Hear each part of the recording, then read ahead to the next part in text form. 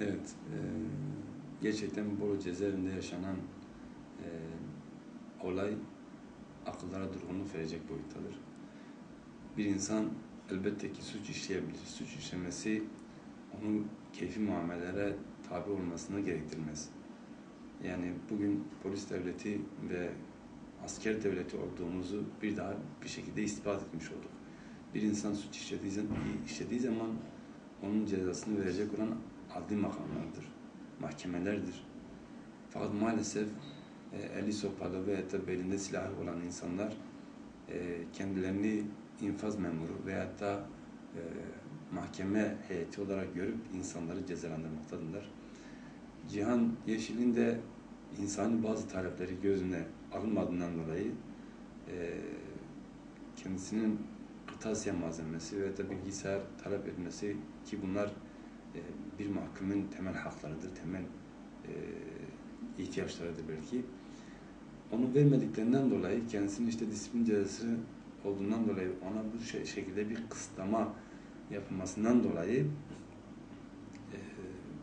onun da kendisince bir tepki vermesi neticesinde bu işkence seansları, bu zulümler, bu dayaklar gerçekleşmiş. Bu kabul edilebilecek bir durum değildir.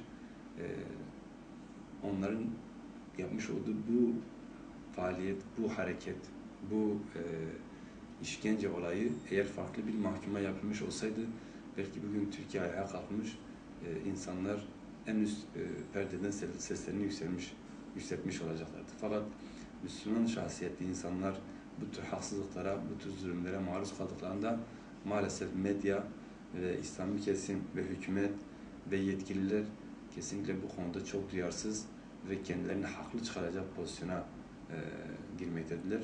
Bu kabul edilecek bir durum değildir.